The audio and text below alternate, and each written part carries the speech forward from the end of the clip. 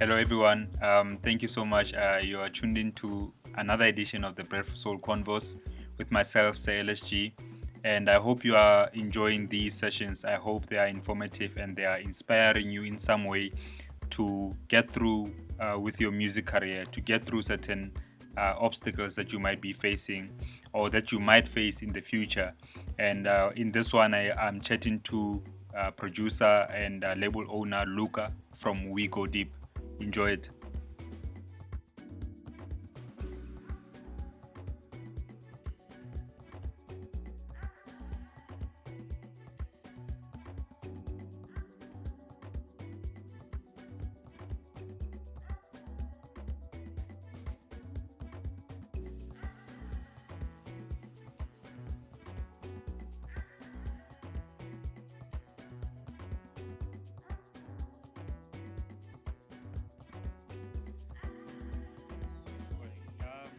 Yeah. What's up, everyone? Thank you for Yo, checking Wagwan.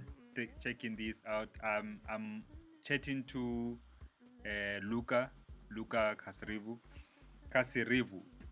That's Yeah, correct, man. right? Yes. And then this brother of mine, he's a producer and label owner of We Go Deep. And currently, to date, the label has released 79 releases, and you've released some other stuff on the UK label Form. And Luca has worked with artists like Jaden Veda, CEO, Alison Crockett. You know, your label has done has gotten remixes from Opolopo, from Jazwell, and one by myself as well. And for me, my brother, like, you are somebody who has proven that, you know, the power of the human spirit can overcome any Yeah, man. any situation. Thank you for sitting down with me and having this chat, bro. Ah, man, much appreciated, man. You've given me high praise, man. It's about the music, man. It's not about me. No, I mean, like, It's kind it is about the music, but you are the carrier of the music, and your story is not to be overlooked. You know what I mean? Like, I'm very fair enough. much inspired by it. So yeah, man, thank you so much for doing this. Um, No, man, and thank you, man. Thank you. You know, sometimes you don't, because you're so caught up in trying to bring the next music to life or the next project to life. You don't really think about what you've done, and it's been one interesting journey. That's for sure. That's yeah, for sure. and I mean Yeah, man. the things that I've mentioned, these are some of the work that you've done. You know, like, you've done a lot of work, bro. You've produced a lot of music, and I know this Yeah, firsthand man. because when I was about to do the remix for you for the song with Jaden Veda, Overstanding, and I was chilling with you in your studio, and you were showing me just gang of music. You know what I mean? Stuff that you've produced. I'm really inspired. I can't even produce like that. You know what I mean? Your output is really amazing, brother. I wanted to ask you, when did um the production, like the music production, start for you? Where did you learn about it? How did you get into it? Ah, man. I think it all started when I first saw the effect music had on people, man. Ke a gopola ka nako ke ne le monyane, man. Like when the family used to get together for like gatherings in Yana, and then my dad would take out his turntable and his vinyls, and they'd put on like those big Pioneer. Remember those Pioneer systems? Kanoko ya Mangop. Yeah. Those big hi-fi units. Yeah, they used to take them out, and man, like, yo, mana, ano dlala dilo tsa bo dipina tsa bo Caiphus Semenya, bo Angelina, bo, and I used to see the effect the music had on them, and I was like, these people who hold you and wipe your nose because you put on mamina, like, give out to us, and it's Yeah. like your parents just, yo, kana, we're having a live call from the other side. Let me handle that real quick. Yeah, yeah, Manzo. Yeah. Okay.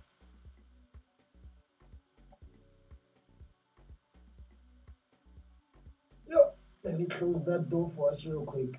Cool. Yeah, man. And so you see these people who are like all serious, and now Kanako ill, they're all getting down, Yeah.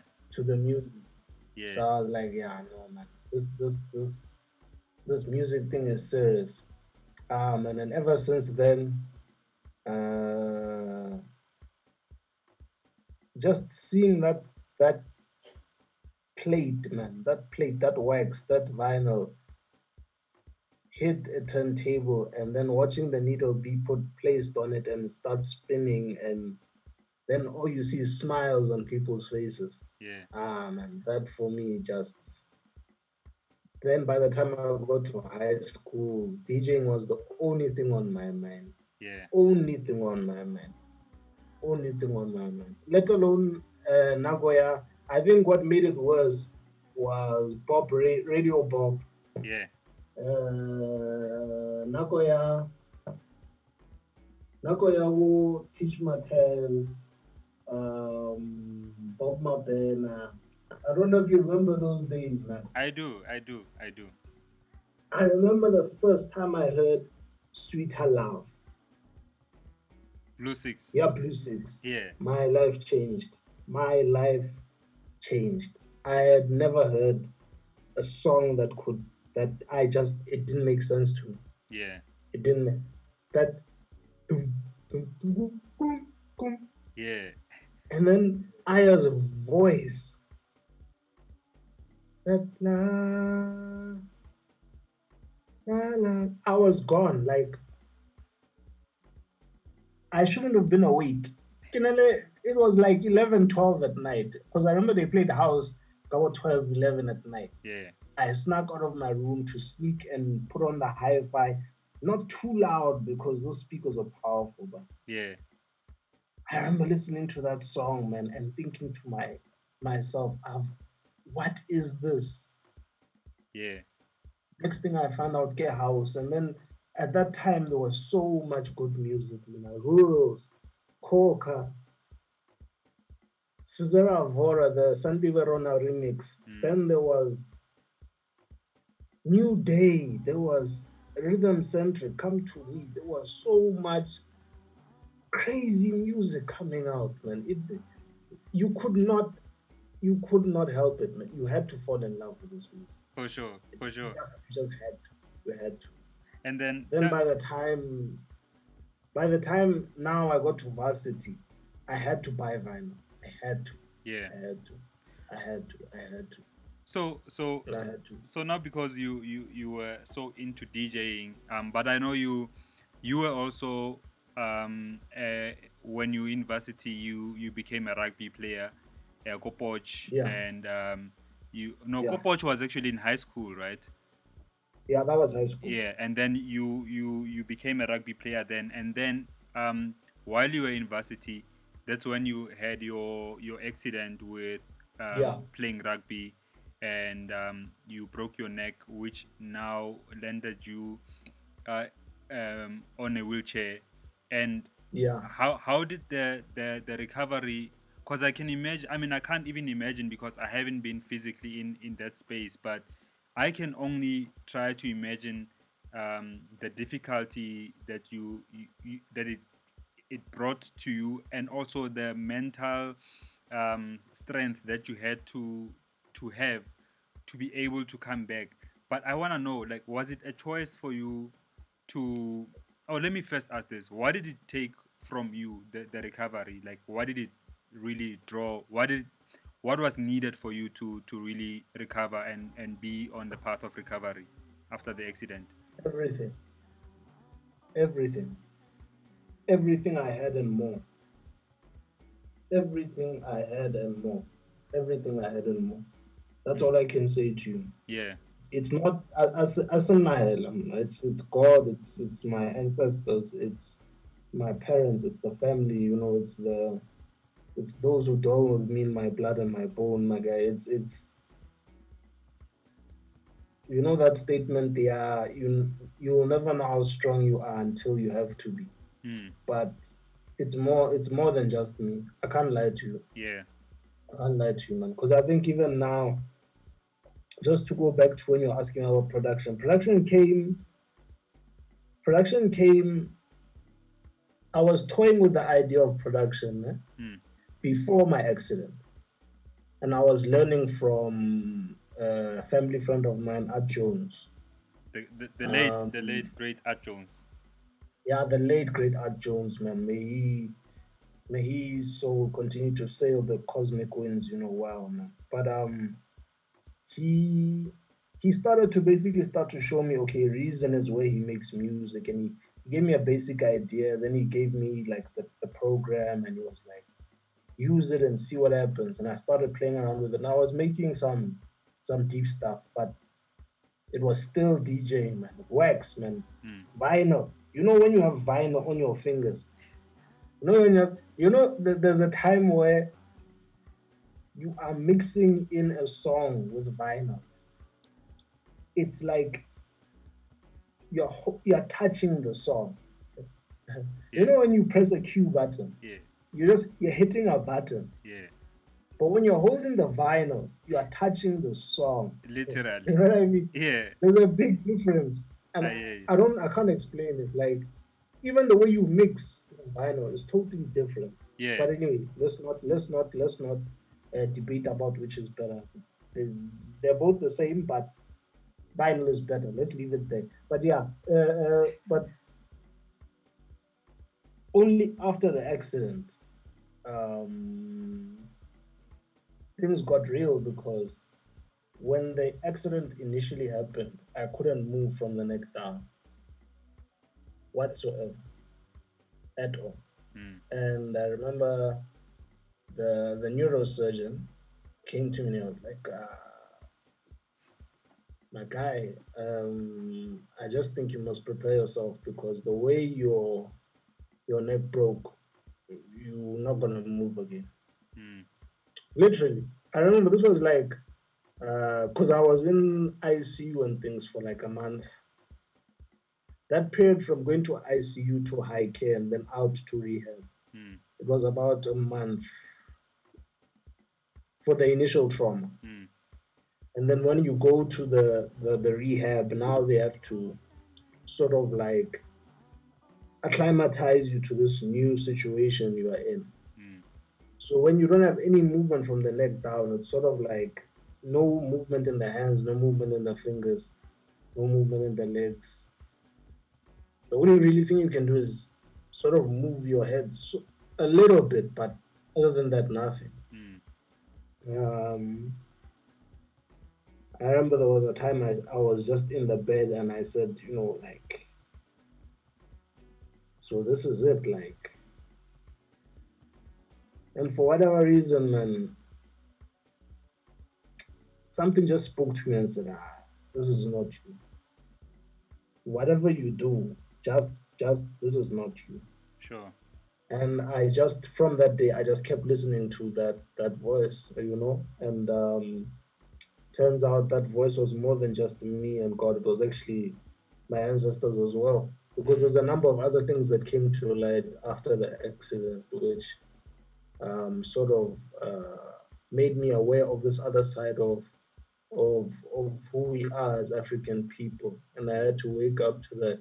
And because of that, that allowed me to get into a space where I could allow myself to heal and to sort of gain strength, which is not available Mm. to just the strength we get from spirit, man. That is available for us to like to take on challenges in life. And it's not something that can be explained. It's something you have to experience. Mm. Mm. And it's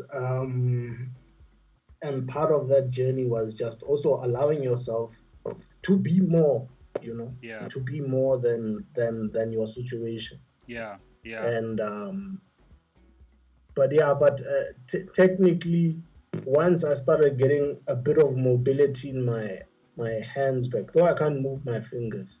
Um, I eventually got to a point where I could use a wheelchair and move up and down and Mm. use my arms like this, like you can see. Mm. And I just started making those aspects stronger and Yeah. stronger and stronger. And then it got to the point where an occupational therapist helped me out. Mm. And she showed me how I can read a book and use a computer Yeah.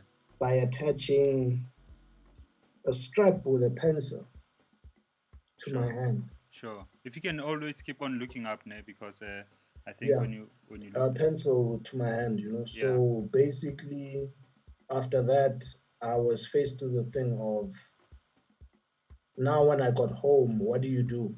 Mm. So after I got home, I literally sat for almost a year and a half not doing anything. Mm. So in that time, I had to look inside for quite a while, and there was a time I actually broke down because I Mm. was wondering like how can I survive something like this and expect to have any life. Mm. And I remember I spoke to everyone in the house. Everyone in the house, none of them said anything. They all just held me, Mm. and I cried, and I cried, and I think all of us cried, but none of them said anything. They were just there for me, you know. Mm. And I think feeling that love for that my family had for me, since that day, I have not broken down since. Wow. I have not broken down since that day. Man. Even when it gets really bad, Yeah. even when it gets, I have not broken down since that day because I know it's not about me alone. Yeah. It's about the people that are there who still see me, who don't see my situation. Sure. You Bruh, know. but you also So like what is powerful in your story as well is that it could have been so easy for you to um view it in a negative way and be yeah, almost like giving up on life as well, that's one, or that's an option that was easily available, especially when something so tragic happens, it obviously overcomes you, it overwhelms you in some way, and it's such a difficult thing to get through. But it could have been easy for you to just give up on life and be like, I can't do this life thing, it's not gonna work. But I think besides the love, because anybody can receive love from family, but it had to take it had to take something within you, a certain decision, a certain effort, or extraordinary effort, that you decide, yeah, this is what I'm gonna do. And I'm very grateful for that, bro. Like, I'm so grateful because um you overcame a very difficult situation, and for to see you, progressing, like physically your body is getting better and stronger, obviously at its own pace, but you've managed yeah, then to start learning how to produce. And well, firstly, you also went back to school to finish yeah. your marketing Finish my degree, marketing degree. and that's Yeah. amazing. You know what I mean? Like, that on its own, it's something so commendable. But back to the music, right? So once you gotten into the music and you were producing, you knew you could make beats. Who was your first connect in terms of releasing this music? Wow. And I think also just to go back, man, we need to be careful with that word easy because I don't think giving up is easy. Mm. I don't think anyone out there just says, I have this dream to do what I want to do and just decides not to pursue it is easy. There's something that happens to the soul when that happens, that when anyone goes through that process of saying my circumstance and my situation outweigh what I see myself doing. That is actually a good way to put it. It's a Um, it's not an easy thing to. I'm not trying to say you're wrong. There's no wrong or right here. yeah, I'm just pointing out that the English language is tricky because the words The words have a defined meaning that are given to us. But when you say easy and I hear easy, we don't necessarily interpret it the same way. I hear you. And You know. and thank you for pointing that out. But also, what I really meant by easiness is that the human mind is conditioned in such a way that when we are faced with extreme difficulties, the default mechanism or the default decision to go to, it's usually giving up more than taking up strength. You know what I mean? So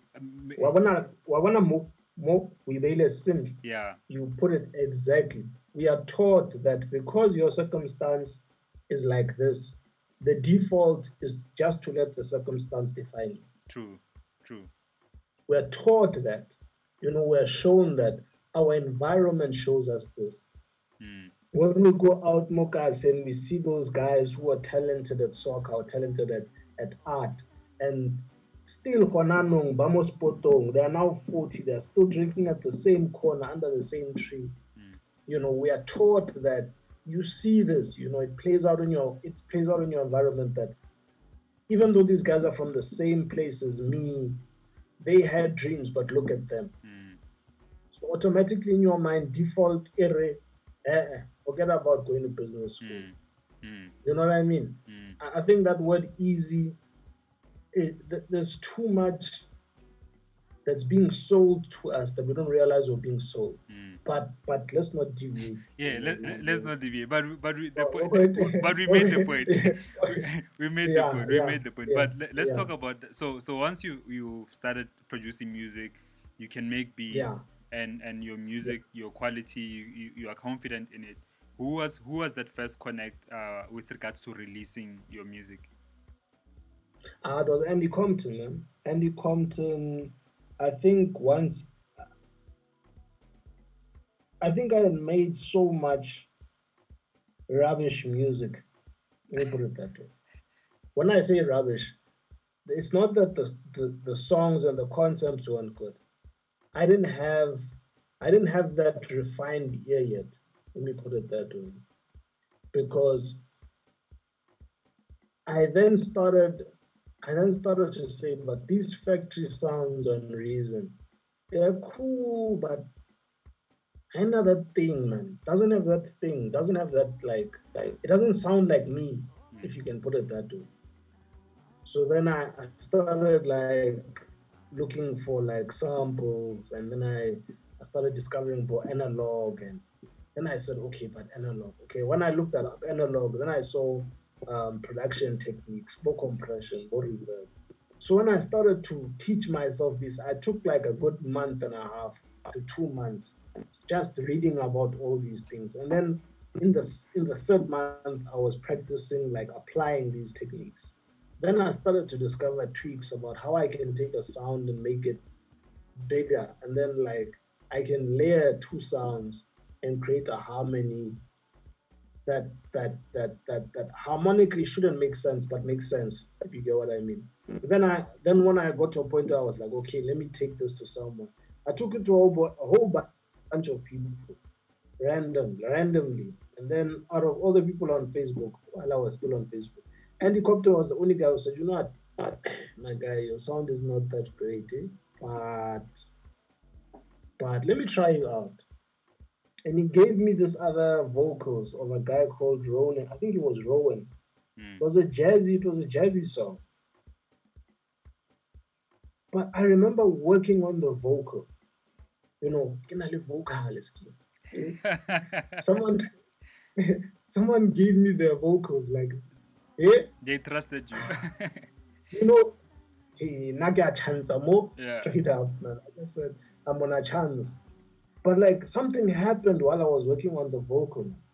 Like as I listened to his voice and what he was saying, I was inspired to do things that I didn't normally think of doing.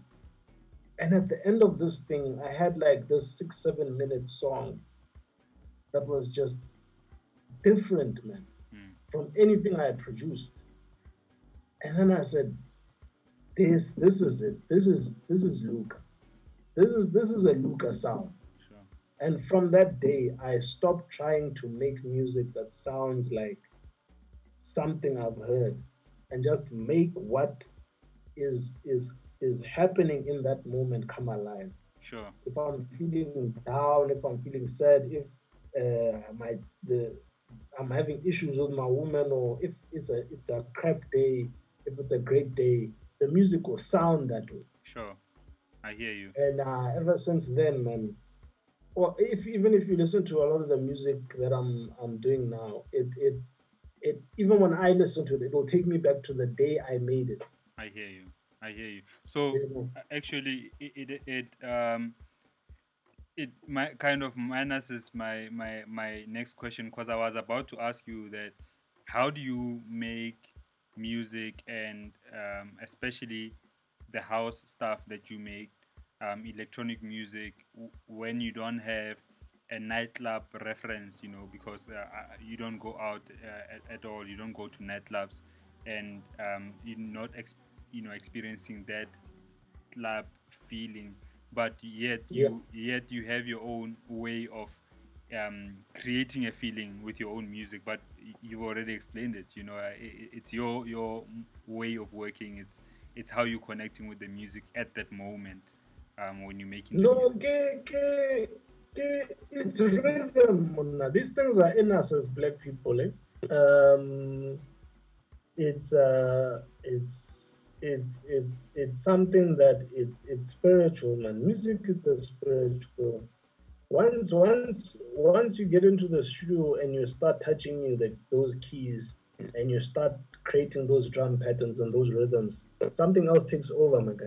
I There's a moment where um, you and the song start having a conversation as you're making it, Yeah. and the song will start to tell you what it needs. Like, I think if you've listened to a lot of the earlier house tracks that I did, like tracks like No Limit with Jackie Queens, and um, um, even Jadine Veda's Overstanding, there's a point where you can literally hear that the music and the instrumentation is responding to what Jadine Veda's singing.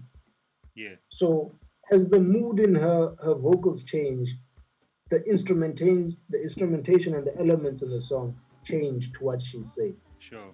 So I realized that even when you make a song without any vocals, it should be something similar. I think if you listen to a lot of my drum progressions, they're not normal. They sort of it's tribal, but it's not tribal at the same way. Marinale inale a bounce of some sort. Sure. So I think even us as producers, we need to allow ourselves to be ourselves. This Sure. thing of of of feeling like you can't compete, Muna, when you are you. Yeah. Who are you competing against? Exactly. You know what I mean? Like, you are you, and why? And I think, I don't know, man. We've overcomplicated this thing for ourselves. Mm. I'm really not like, even I remember for the longest time. I remember for the longest time when I was first taking music to people, I would get the same response from every single label. Your stuff is great, but it's too deep, man. Yeah. Too deep. And I used to think, what is too deep? Like, what is king, man? Are you all shallow or what? Like, what's going on here? You know? Yeah. So, and out of anger, I don't want to lie to you, out of anger, I was like, you know what? I'm gonna make a label, man, Yeah. and I'm gonna call it Go Deep, man. Go Deep. And I thought about it, but I didn't know how you start a label. But then now, Fomp approached me and they told me about distribution and everything. You know what? Yeah, no. Now we're about to go deep. Yeah. And that's where the name We Go Deep came from. And then Yeah. you could release your own music, and no one is telling you Yeah. anything. Yeah. Yeah. No, I wasn't even thinking about it anymore. Yeah. I wasn't even thinking about people I emailed before. I wasn't even looking outward for anyone's.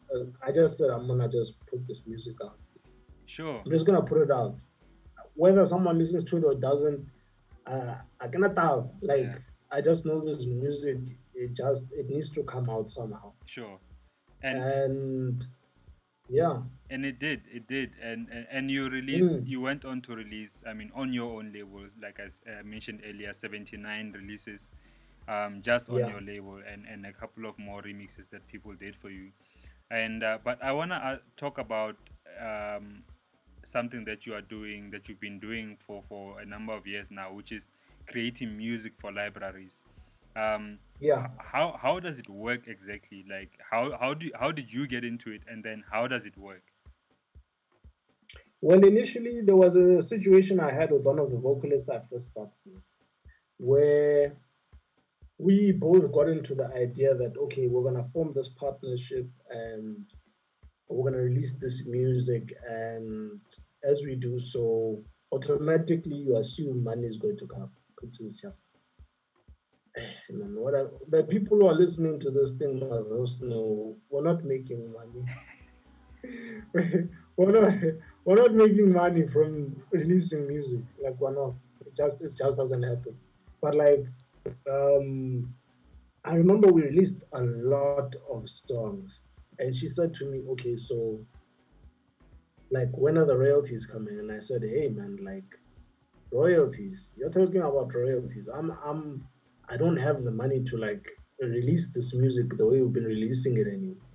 And I remember she asked me like for like a check. I don't know, money was a convert, and I said, "There is no money."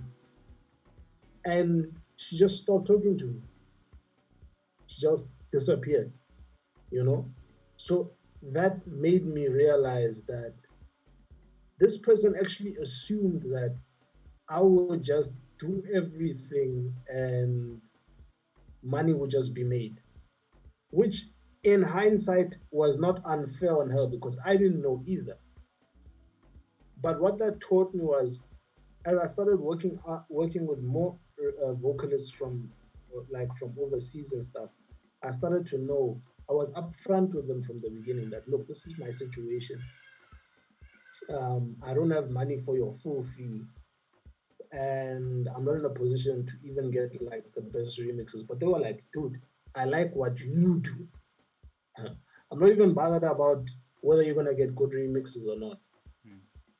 And even to some point where certain vocalists are like, no, don't pay me anything, just whatever you can put together to make the release happen, do that. I'm comfortable, you know?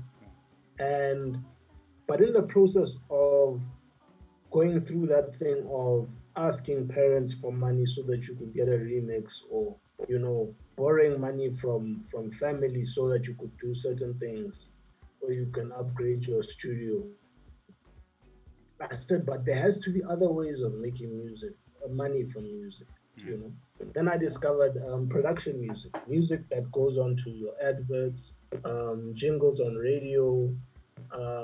What was the other one? The stuff that's on TV, like shows like Puskim Sam Generations. You know Mm. that music you hear in the background. Mm. Um, and then I found out like there's this whole other world to the music industry, man. And I started figuring, okay, there's library music, production music, bed music, stock music, but it's all one thing. But the different parts of the world call it different things. So in the process of discovering this, I discovered about mechanical royalties, performance royalties, needle time royalties, and there are different societies that collect these royalties.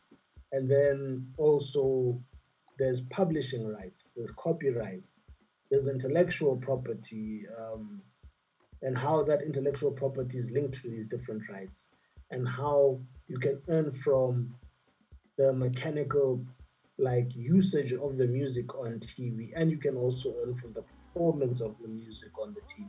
Then there's also money made in post payments from repeats of certain shows. Mm. Like then I started to say, okay, snap. And I started to look at the numbers, and then I thought, if you have a song that's like the theme song of the news, Yeah, and like that song Colin plays Shapiro. every single day. Now I'm starting to do math here. Starting to do math here. Actually, hey man, there's people making money out here. Yeah, Then when you go deep and you look at who's making it, almost. yeah, So this is where all the white people are hiding in this industry. Yeah. You know what I mean? Like, and then it even gets even trickier because then you have to like figure out. You need to know the musical supervisors of shows to get your music on there, and musical directors, and like the audio engineers of the shows who do post production. But then who talks to them? Now you have to go. Now publishers talk to them. Okay, what's a publisher? Now I have to figure out what a publisher is. So you understand? This is all happening while I'm releasing music, yeah. by the way. But I'm not waiting for someone to tell me. Like I'm researching these things on my own. Like I'll call Samro and I'll ask them, what's a publisher? And they'll explain. Then I'll ask, what are these royalties? They'll explain. But you need to talk to Capasso because Capasso, I'm picking up the phone and I'm calling Capasso and I'm Mm, asking them, okay, what's on mechanical royalties? They're telling me. mm, Then I'll get information. I'll get information from YouTube, from the internet, download these PDFs explaining all these things. Then I'll call Capasso and ask, who are actually the publishers making the big money?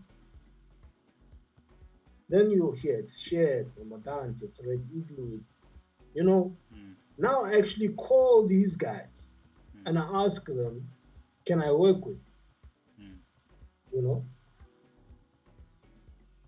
And in doing that, I've now got my own publishing company, mm.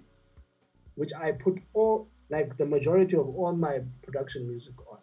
And I'm not talking house, I'm talking like I make music that's dramatic, I make music that's for documentaries, I make music that's for ambient use, dramas, entertainment, sports, hip hop, orchestral. My guy, like, just to give you an idea, there's thousands of units of music.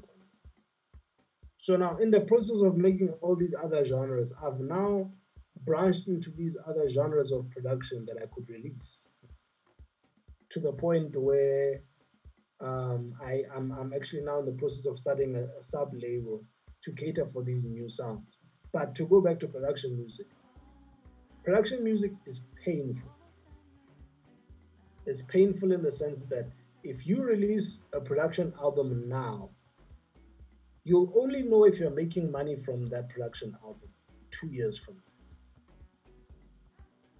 And That's just the way it goes. why is that? Right? Is it Because because you're only learning because of from? the delay, the lag in payments of royalties. Yes. Because whatever the broadcasters pay Samro, whatever they pay Capasso, they'll sit on those royalties for 18 months before now they roll out those payments in a year. So now let's say now it's 2020. Whatever royalties I'm getting in 2020, these are royalties from 2018, Sure, I hear you. to give you an idea. I hear you. And You know what I mean? what are But the? if you can stick with it, Yeah. and if you can, yeah. No, no, no. Go ahead. No, you ask me something, ask it, manager. Okay, I shall do that. I shall do that. I wanted to know how does Yeah, so ask it. yeah, how do you now, if you were to compare your music sales, or and this is like your music sales on iTunes or on Tracksource combined, and you compare those with whatever you've made on production music or library music, how would you compare the two income streams in terms of revenue?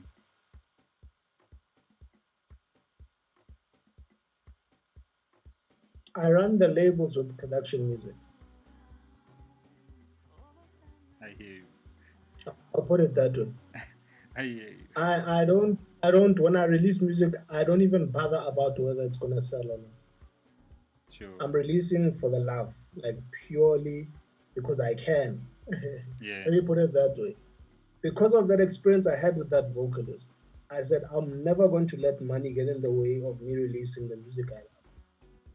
Man, You understand? that is so powerful. So even now, I'm at a point now when I work with vocalists, I know that if I'm making a song with you, I'm gonna make sure I can push this music to radio and you're gonna get heard.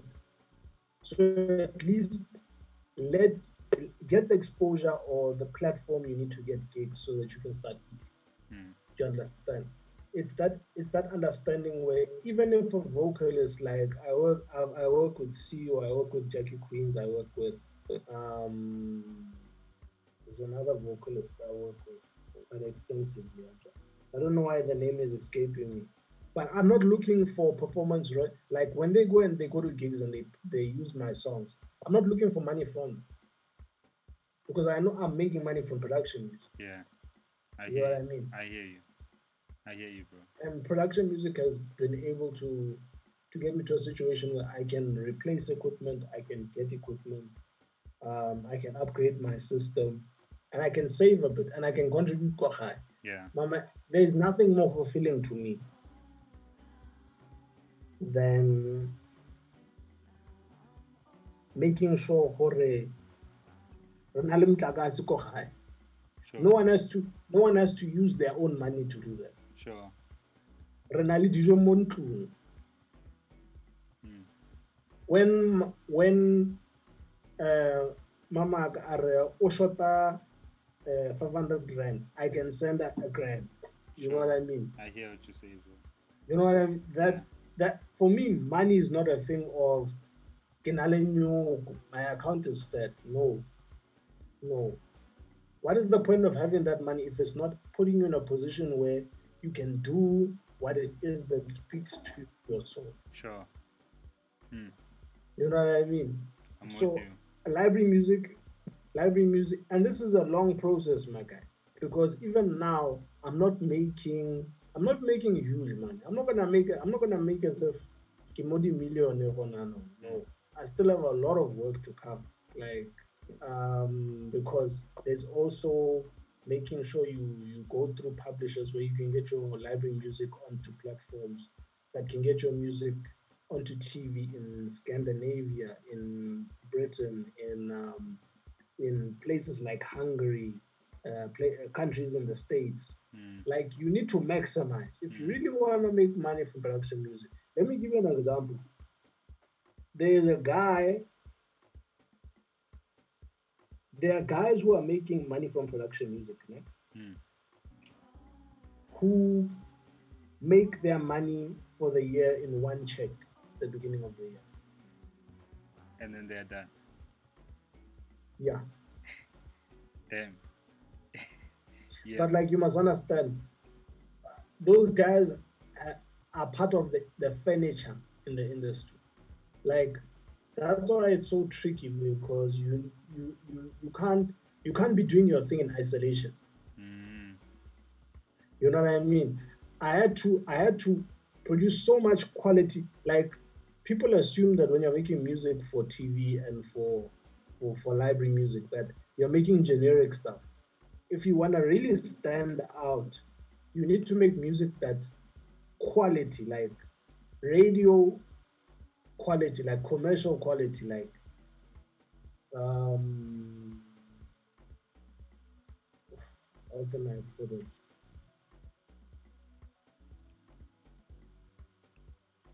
It can't be like a 5-year-old pressing the keyboard. Yeah. It has to be like It, Mozart. yeah. You know what I mean? I If you're gonna mean, make orchestral, it needs to be proper. I mean that's why You know? I was talking about Colin Shapiro the other day, and this is the guy who has been doing the soundtrack for SABC News for the longest of time. Oh my guy, let's not talk about You know that what guy. I That guy mean? hits my feelings. Yeah, yeah. But I'm just saying that it's the kind of Oh, that quality. guy's hitting my feelings. But can I ask you a question, Oof. bro? Like, how do you would you just the last question before we round it off? Mm.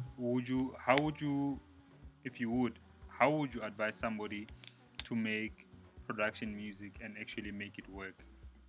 How can they make that research for themselves and really make it work? They shouldn't be scared to call Capasso and call Samuel and ask questions, you know. Mm. And it's tricky, man, because I'm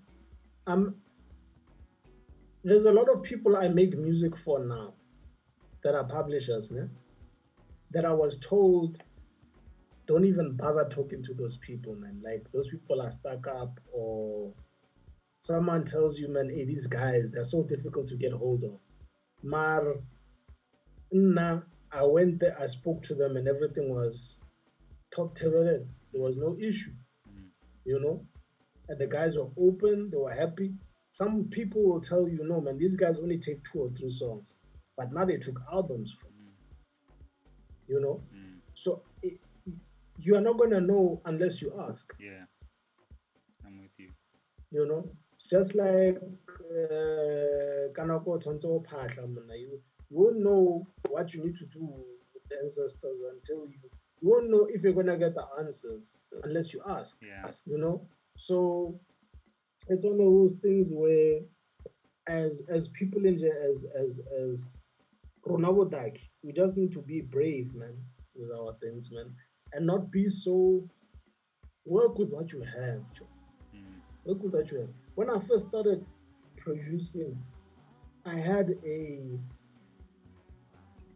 emuna, like a small CD player, Joe, linked to a laptop, which emuna, if you coughed, it might go off. You know, it Sure. was that laptop was shaky, Joe. Yeah. You know, start with what you have. Mm. No one is going to. Hey, man, Joe. If you're thinking about what other people have and what you have, you're already putting yourself on the back foot. Mm. Already. I mean, if I've done all I've done, Joe, with a pencil attached to my hand, what's stopping? Sure. What is stopping? Mm. What? Like what? Like honestly. And I'm not gonna judge you because I know life is hard. Yeah. But at the same time, it's you who has to do it, you know? Mm. Mm. So I would just urge guys, man, and especially with library music and production music, do your research, man. And I think more of us have to need to start our own labels, especially now, especially now, Mm. especially now. Now is a time for guys to start finding out about aggregators like Label Works. I'm not trying to plug them, or Mm. like find out who are the guys who are doing the distribution to these different. There's Africori, there's Platoon, there's all these different distributors that Mm. guys can go through and put it out yourself and see what happens. Sure. You know, build a catalog. Mm. I remember, I think I told you about that situation with Charles Webster. Ne? Mm-hmm. I think I bothered that guy on Facebook. I don't even, I bothered that guy. I don't want to lie, Shem. I, like, I was bothering him. Like, I was a problem, Joe. And then he ignored me.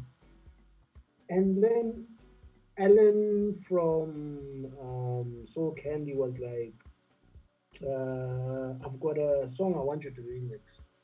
And Charles Webster on it. And I was thinking, if Charles Webster could see me now. And I nailed that remix. I nailed it. Well, that was the first time I got a vocal, man. I think it was Kenzie. Kenzie's voice is like Oh sick. yeah. But like I nailed that. That remix was personal. Like I got on there and I was on the drum beat. Like I remember my dad found me and he was asking what's wrong. I said, not now. Yeah. I need to nail this song. And I nailed it. And after nailing that remix, I I remember speaking to Charles Webster and he was like, dude, I love the remix you did. And actually I actually love your work. And I was thinking, this guy, no, no, no. This guy maybe he doesn't know who he's talking to. Yeah. Because I was talking to this guy on Facebook, but Yeah. now he's telling me he loves my work. So I think us guys, if I had that thing in me that was like, but this guy ignored me, Mm. I'm not even gonna talk to him. Of course, he ignored me. Who was I? Yeah. Yeah. Who are you, man? Who Yeah. was I? And Yeah. who is he either? Yeah. You know what I mean? Like, build yourself up. Not that you can, not to build yourself up in a sense that you must have arrogance or feel that my sound is better than everyone else's. No. If you can make music that can speak to someone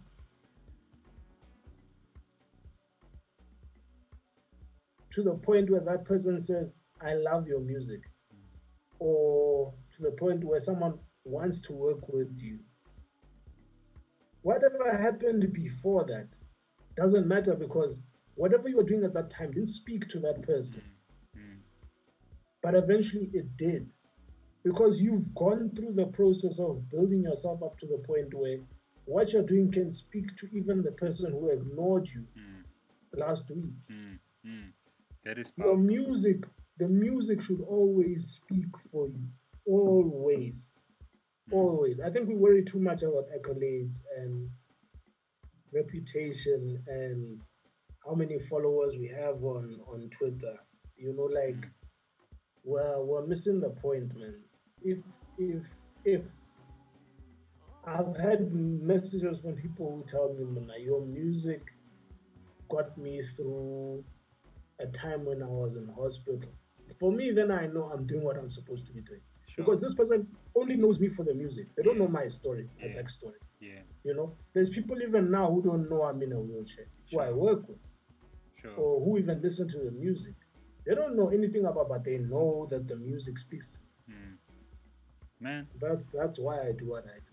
that is one powerful way of ending it, But just lastly, Yeah, bruh, I wanna say thank you so much for sharing your time and your knowledge and your experience, But and especially your story because it is so inspiring. It is inspiring. It is moving, and it's one that everybody can learn from. That nothing is ever bigger than the human spirit. If you have it inside you, you can do it. It doesn't make it easy, but it just yeah. makes you realize that we are stronger than we usually think we are. But thank you so much, brah, for doing this with me.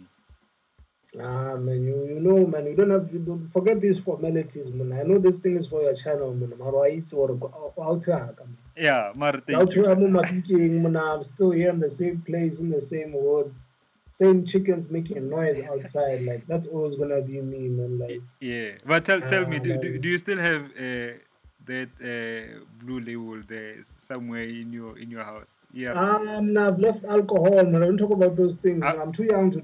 I will help you. I Uh, will help you with uh, it. I will come there and take over when I visit. But yeah, yeah, bruh. man. Hey, I'm actually off the whiskey, man. Yeah. I mustn't lie to you. When you come, I'm gonna be drinking tea, man. I don't wanna lie to That's okay too. That's okay too. But yeah, bruh. you. Thank you so Yeah, much man. for sharing the knowledge and info. Man. Big love to you, man. May the Almighty and your ancestors who love you the most, my guy, and care for you and guide you spiritually, open the road for you, man. Open the way for everything you are doing to make sure that as you grow, others grow as well. At the same time, man, may you bring honor and integrity back to your name, so that when things happen at home, Mona, the ground must shake, Joe, so that everyone can benefit from everything you're doing. Bruh, thank you so much. I really appreciate this, bruh. Thank you. Thank you. No, Tokoza Skim Sam, Towards Tokoza Skim Sam, and towards. blessings to you, and also thanks to you and those you work with in your blood and your bone. And Mona, let's just keep doing what we're doing, man. Let's just keep doing what we love, and hopefully it speaks to the hearts of other people Sure. to come alive to the uniqueness and the power they have. For sure. For sure, my brother. No, ta. Peace out. Yeah, man, Nakos.